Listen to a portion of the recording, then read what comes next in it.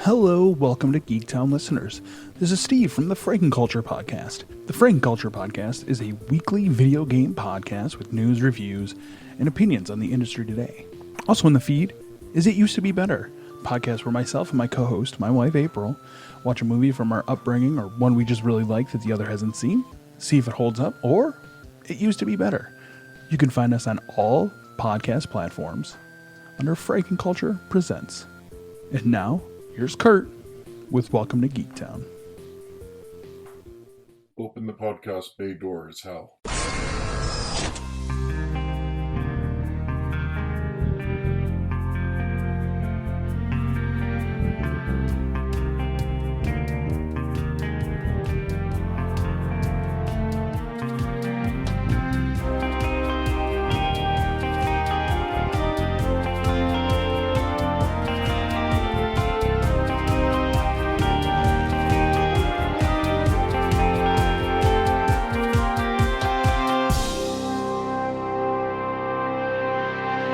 Hello everyone, and welcome to episode 70 of Welcome to Geektown.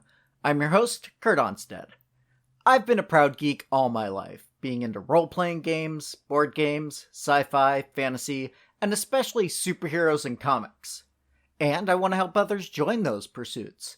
But I've found that sometimes people can get overwhelmed or feel left out because they don't already have what some consider the requisite knowledge to be considered a fan. And that's where Welcome to Geektown comes in. Here you can ask your questions without feeling like a gatekeeper is calling you out for not yet being fully versed in every aspect of your new interest. It's time for me to shout out this month's patrons. New members, Ricky Garvin and Rob Garrison, joined the usual crew of Aaron Borst, Matthew Saint, Lyndon Onstead, Utuk Zul, Carla Hoffman, Julio Herrera, and Forrest Woodward. Thank you all for getting me to my very first goal, which is paying for the costs to host the show. If you'd like to join in the Patreon and get a monthly on-air thanking, as well as hear outtakes from nearly every episode and get scripts of past shows, simply join patreon.com/welcome to Geektown and pledge $1 per month. Thanks! I saved this week's question for a little while in order to time it with the episode closest to Halloween, which is less than 48 hours away when I post this. With social distancing still in place and Halloween parties off the table, I wanted to be able to commemorate my favorite holiday, and answering this question from Charlene Bayer met that criteria. She asked, can you give some basics on the various clans in Vampire the Masquerade? Before we get into Charlene's question, a semi-quick introduction to Vampire the Masquerade. Abbreviated as VTM, sometimes referred to simply as Vampire.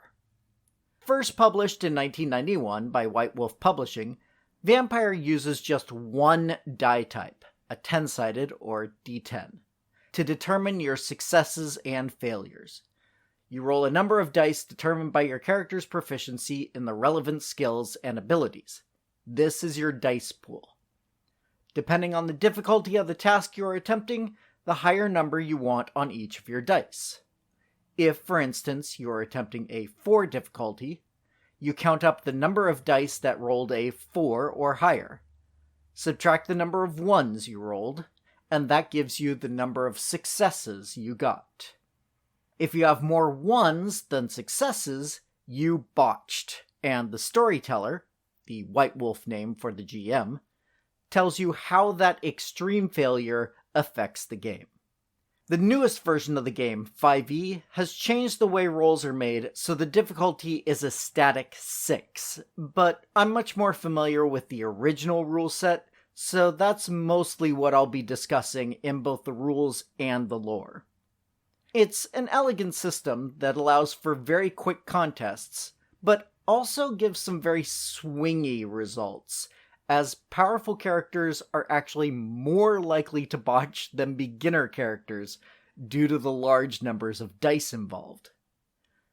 Vampire has been one of the more successful role-playing systems, leading to multiple spin-off games in the same setting, collectively known as the World of Darkness, including Werewolf, the Apocalypse, Mage, the Ascension, and Changeling, the Dreaming, among others. In addition to those other tabletop games, White Wolf also created a live-action version of the game using first rock, paper, scissors, then a card draw system to resolve conflicts that normally would require rolling dice. Many LARPers, that's live-action roleplayers, were first introduced to live-action roleplaying through Vampire or one of the many similar systems inspired by it. I personally have done a couple of Vampire live-action sessions myself, although most of my LARPing has been in a very different system that I'm sure I'll go into more detail one day. Now that you have some background on the basics of the game, let's get into Charlene's question by talking about the clans your vampire character can belong to. As you probably know, vampires have been portrayed many different ways over the years in books, TV shows, movies, and the like. So, if you have one player who wants to play their character like Lestat, and another who draws their inspiration from Kiefer Sutherland's David of the Lost Boys, how do you reconcile all those various versions of the legend into one game? Well, White Wolf decided to use clans.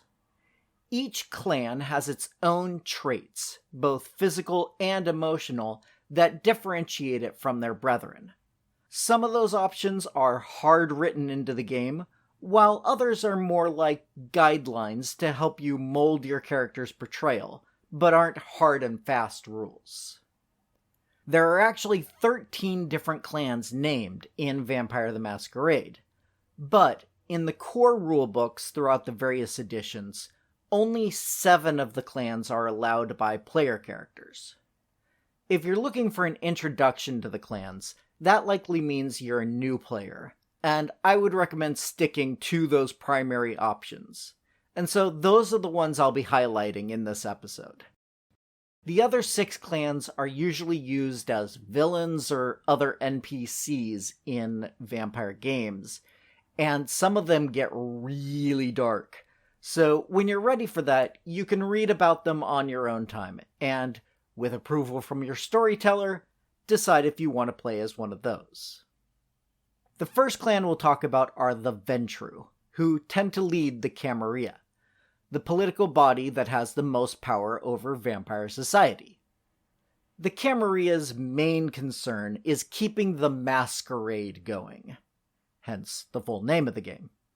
The Masquerade is how vampires refer to the fact that the vast majority of humans don't know that vampires exist outside of folklore and fiction. Clan Ventru formed and are often found in high positions in the Camarilla, and as such tend to be more conservative than some of their fellow creatures of the night. Their powers tend towards mental abilities in order to keep their place in vampire society. On the other side of that spectrum are the Brujah, whose disciplines being the name for the various supernatural abilities that vampires possess, focus on super speed and super strength, in-game named celerity and potence. In ancient times, they were a well-respected clan made up of philosophers and warrior poets.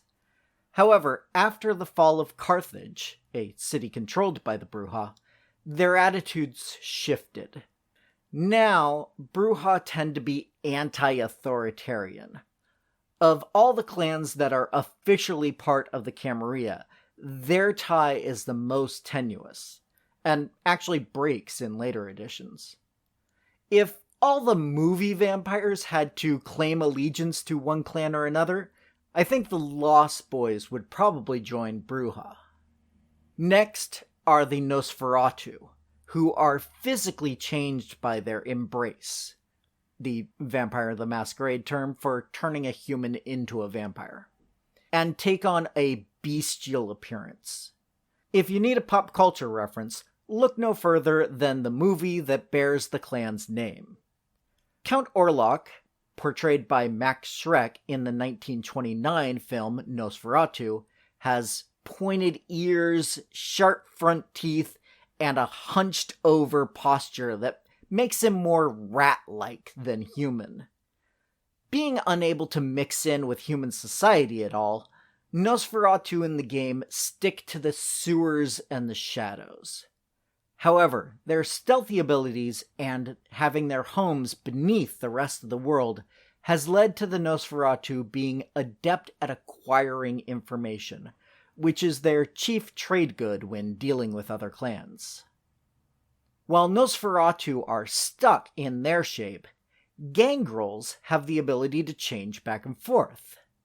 Able to appear as normal humans most of the time, gangrels invest in the protean discipline, which allows them to take on animalistic traits, even eventually taking on the full shape of a wolf or bat when they gain enough power. However, due to their primal nature, it's more difficult for gangrels to prevent themselves from going into frenzy, the loss of control that all vampires fight due to the ever-present hunger. Gangrels, by their nature, tend to be loners or stick with the wild animals that they take their traits from. The Tremere, on the other hand, are a very tight-knit group, with lesser members being bloodbound to the elders of the clan. All Tremere, in one form or another, practice thaumaturgy, a type of magic that is powered by their blood and the blood of their victims. This allows them to perform complex rituals, as well as some slightly more combat-oriented spells as they grow in power. Due to the various powers that can be recreated through this magic, many fans say that Dracula should be in Clan Tremere, although according to the lore, he's actually in Tzimisce, one of the unplayable clans by the core rules. While the Tremere are incredibly disciplined, Malkavians are on the other side of that scale, being literal madmen. During character creation, any Malkavian must choose a derangement, basically some form of mental illness or obsession.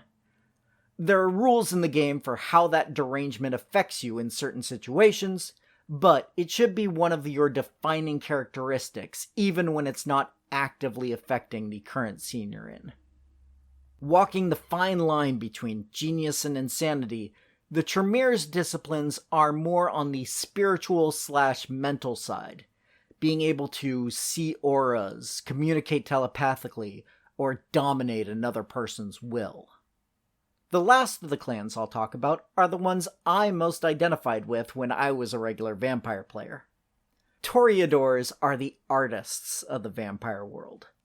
Obsessed to the point of possible stupor with beauty of all kinds, Toreadors tend to choose humans to embrace who are either extraordinarily talented or simply beautiful looking, in order to preserve that skill or beauty for all times.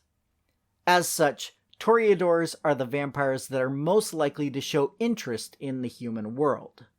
With the presence discipline, Toreadors exude supernatural levels of charm. Of all the pop culture vampires, I think Lestat and Louis from Anne Rice's Vampire Chronicles are the closest role models. Finally, there are the Caitiff. If you are embraced without a clan to belong to, then you are among the clan list known as the Caitiff.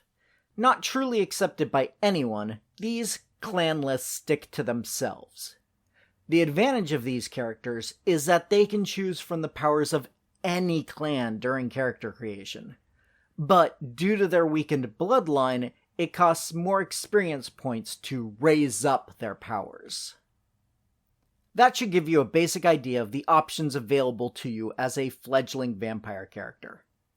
Obviously, there's a lot more detail that can be gone into, but once you reach that point, you really should be reaching for the rulebook and talking to your storyteller about the specifics of your campaign. I hope you all enjoyed this episode, and as always, I'd love to get more questions to answer for future episodes, or comments on the show in general. Simply email me at welcome to geektown at gmail.com. Or you can go to welcome to, the number 2 in this case, geektown.com and click submit a question if you'd prefer to remain anonymous. Other contact options include facebook.com/welcome to geektown or Twitter at Geektown Podcast. Also, if you'd like to support the show directly, come join the Patreon at patreon.com/welcome to geektown for just $1 per month to get access to full scripts of the shows, outtakes, and a monthly shoutout. You can also help the show grow by subscribing and giving a 5-star review over on Apple Podcasts to join the Geektown City Council, which helps other people find the show, so we can all tell them, welcome to Geektown, population, us. Welcome to Geektown is written, narrated, edited, and produced by me, Kurt Onstead. Theme music is by Aaron Levitz, logo art by Archie Santana. All other sound clips are the copyrighted material of their respective owners, and no infringement is intended, falling under fair use.